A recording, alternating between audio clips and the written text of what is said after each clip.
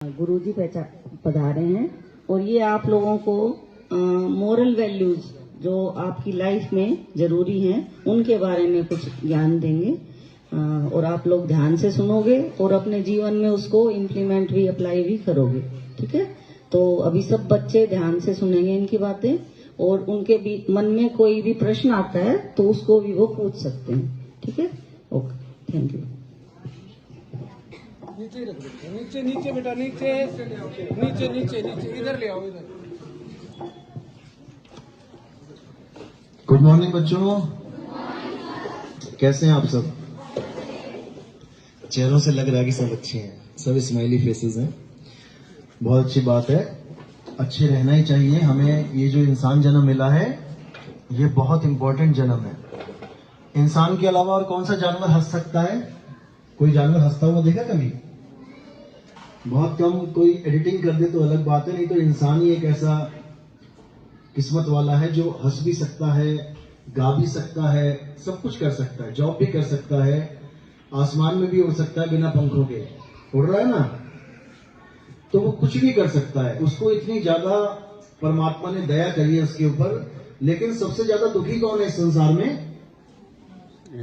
इंसान ही सबसे ज्यादा दुखी है। जानवरों के हॉस्पिटल देखे कभी? इंसानों के भरे पड़े हैं। जानवरों ने कभी अपनी डाइट बदली? सतयुग में गाय घास खाती थी, कलयुग तक क्या खा रही है? और इंसान क्या खाता था? और खाता खाता क्या खाने लग गया? Momos, burger, pizza.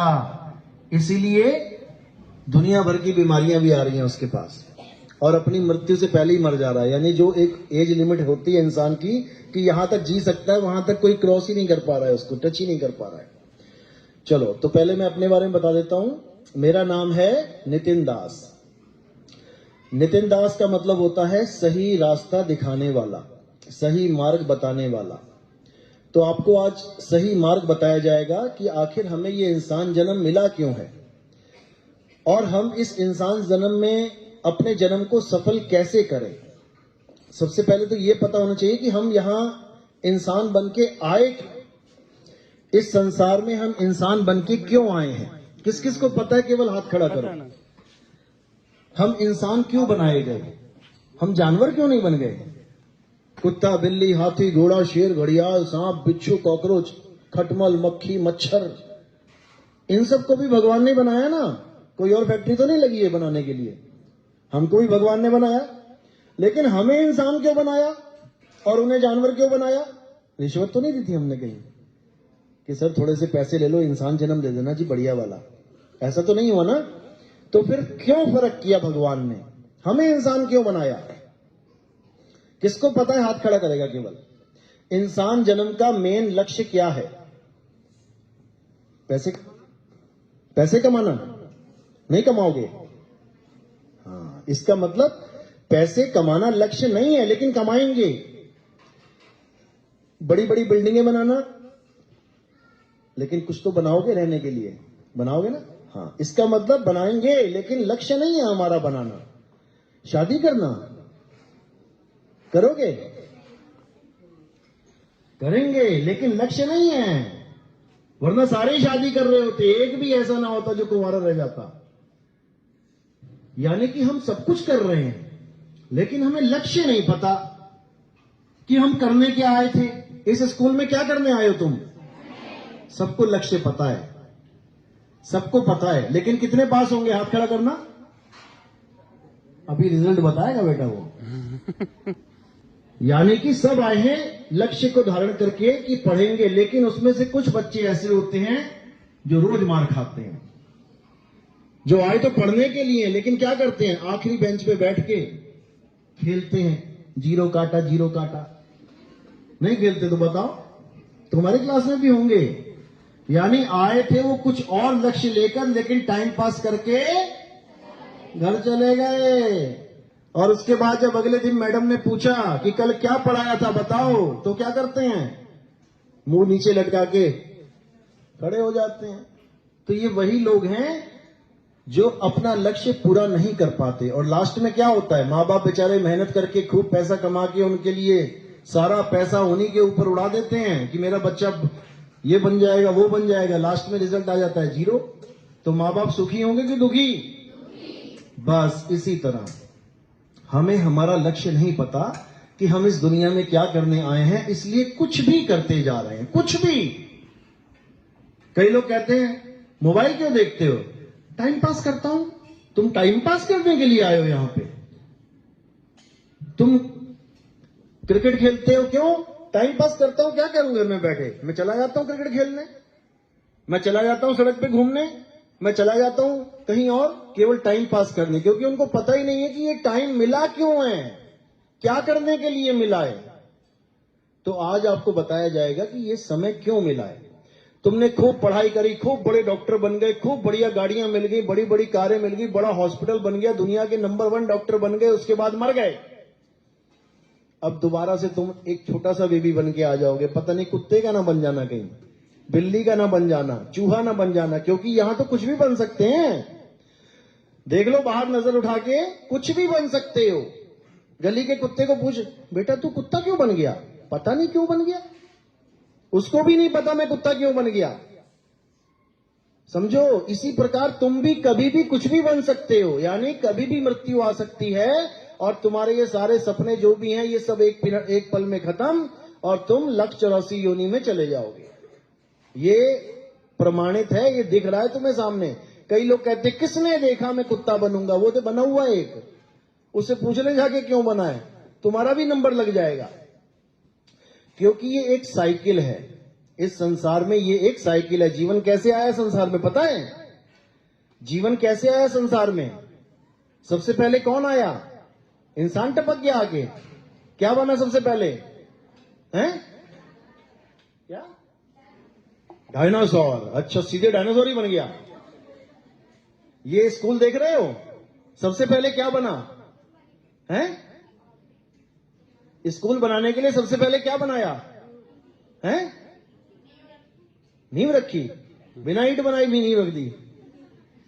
सबसे पहले एक ईंट बनाई गई, उसके बाद ईंटों के ढेर लग गए, उसके बाद स्कूल बना लो, घर बना लो, दुकान बना लो, मकान बना लो, कोठी बना लो, बंगला बना लो। तो नींव में रखने के लिए क्या था?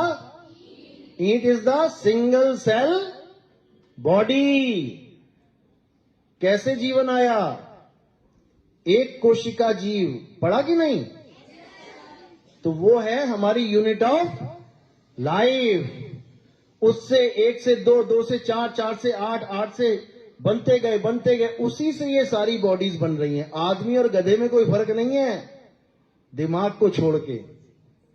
अगर आप सिंगल सेल निकालोगे अपना और उसका निकालोगे तो क्या अलग होगा? एक से होंगे। यानी केवल ये ईंटों का डिजाइन बना हुआ है, ये कोठी है, वो छोटा सा कमरा है। लेकिन जब इसको तोड़ोगे तो क्या निकलेगा? ईंटें ही निकलेंगी। इसी प्रकार ये ईंटों से ही सारा संसार, यानी सेल से ही सारा संसार बना हुआ है। अब इसमें तुम्हें कैसा भी डिजाइन मिल सकता है कर्मों के अनुसार। तुम गरीब हो तो तुम मकान लेने जाते हो तो 1 BHK ले लोगे, छोटा सा कमरा ले लोगे। तुम अमीर हो तो तुम महल पे उंगली रखोगे, ये चाहिए मुझे 5 करोड़ की कोठी। क्या है? ईंटें ही हैं, ईंटें ही हैं। तुम 5 करोड़ की ईंटें खरीद रहे हो। समझ में आया? इसी प्रकार ये जितने भी शरीर हैं ये सेल्स हैं, सेल्स। तुम्हारा कुत्ते का, बिल्ली का, हाथी का, घोड़ी का, प्याज, लहसुन, अदरक, सब सेल्स हैं। सेल्स का संसार है ये। लेकिन अगर हमें ये कोठी मिली है, ये बंगला मिला है, ये शरीर मिला है, तो कुछ सोच समझ के मिला होगा। तो इसका इंपॉर्टेंट जो लाइफ की सबसे इंपॉर्टेंट चीज है वो क्या है? इंसानी जन्म की। अब हम इंसान जन्म में आके इन सारे जन्म मरण के बंधनों को तोड़ सकते हैं। इंसान जन्म में आने का मतलब यह है कि हम चाहें तो आगे कोई शरीर ना बनने दें। ये हमारे हाथ में है, याद रखना इस बात को। ये किसी भगवान के हाथ में नहीं है। नहीं तो आदमी रो रो के भजन गा गा के चला गया, भगवान बचाए लो, भगवान निकाल लो यहां से। गाने भी बना दिए, दुनिया बनाने वाले क्या तेरे मन में समाई और काहे को दुनिया बनाई। फिर भी दुनिया खत्म नहीं हो रही। बड़े बड़े संतों ने घर बार छोड़ दिया, राजपाट छोड़ दिया, दुखी हो के अरदासें करी कि हम दुखी हैं, मालिक निकाल यहां से। लेकिन ये दुनियादारी बंद होने वाली नहीं है। ये कैसे बंद होगी? जब तुम चाहोगे। और तुम कब चाहोगे? जब तुम्हें पता होगा चाहना क्या है। जब तुम्हें पता होगा मुझे चाहिए क्या, तभी तो मांगोगे। इसलिए किसी को पता ही नहीं है कि हमें चाहिए क्या। तो आज तुम्हें बताया जाएगा कि हमारा इंसान जन्म हमें क्यों मिला है, कितना इंपॉर्टेंट है ये। अगर ये एक बार छूट गया तो फिर वापस डेथ एंड बर्थ साइकिल में घूमते रह जाओगे।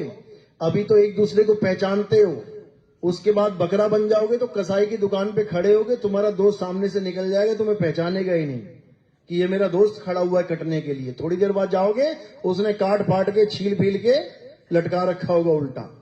सबके साथ होगा ये मत समझना उस बकरे की किस्मत खराब है, सबके साथ होगा ये। लेकिन इससे बचने का एक रास्ता है, वो रास्ता आज आपको बताया जाएगा। तो सबसे पहले हम समझेंगे कि हम हैं क्या। क्या हम ईंट हैं? क्या हम ईंट हैं या हम ईंटों के मकान में रहते हैं? ईंटों के मकान में रहते हैं, यानी हम ईंट नहीं हैं, लेकिन ईंटों के मकानों में रहते हैं।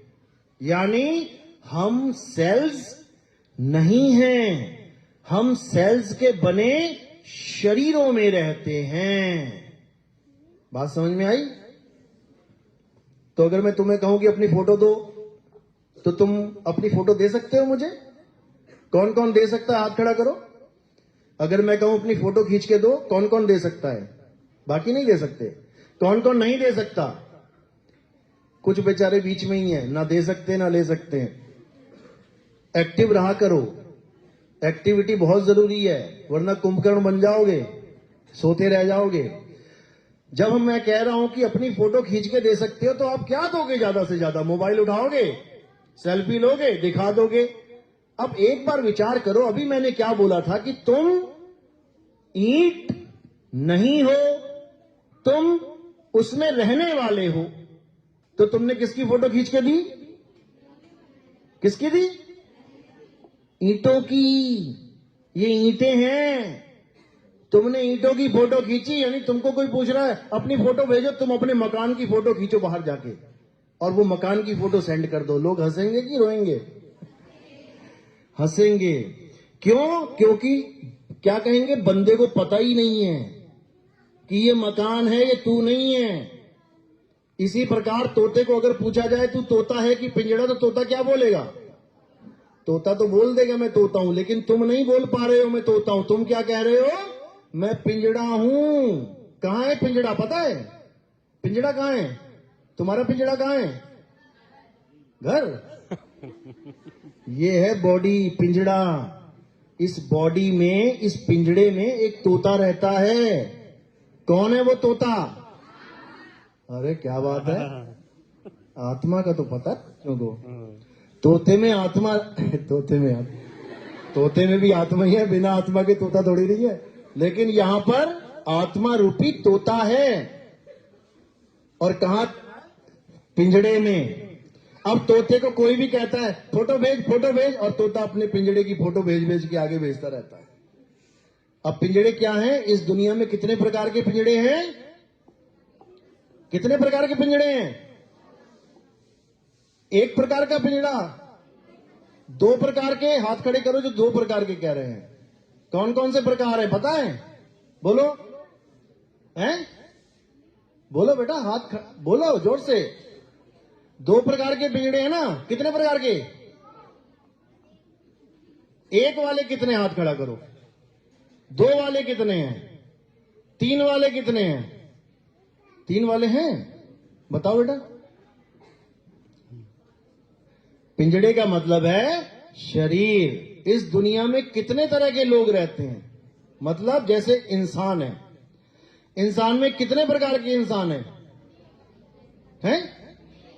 स्त्रीलिंग और पुल्लिंग, बस।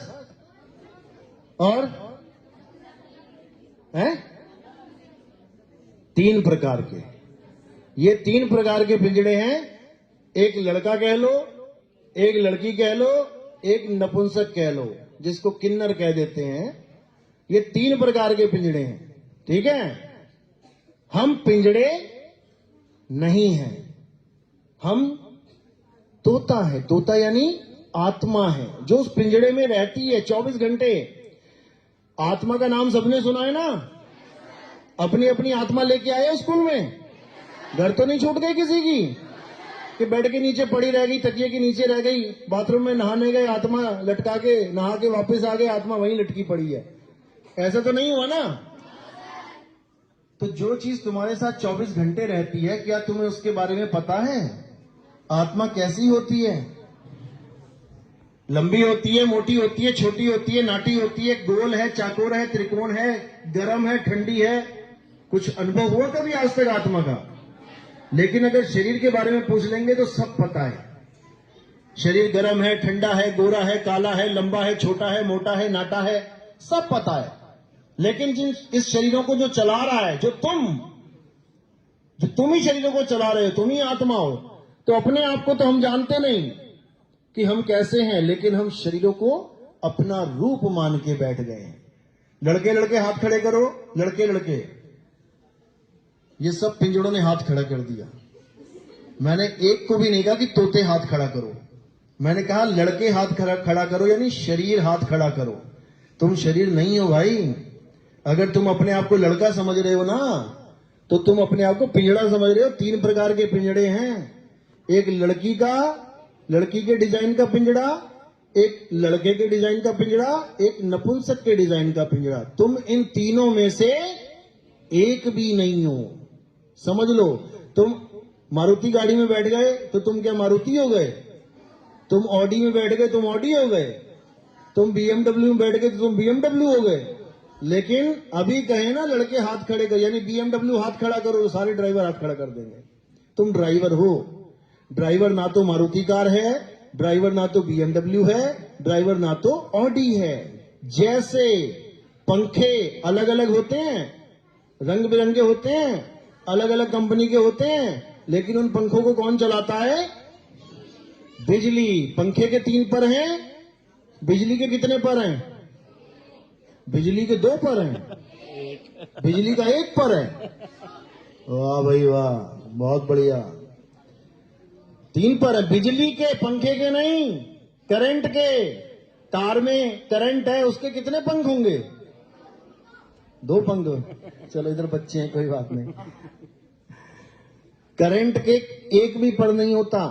करंट तो दिखाई भी नहीं देता। अगर करंट दिखाई देता तो तुम्हें कभी करंट लगता? तुम्हें कभी सांप ने काटा? क्यों नहीं काटा?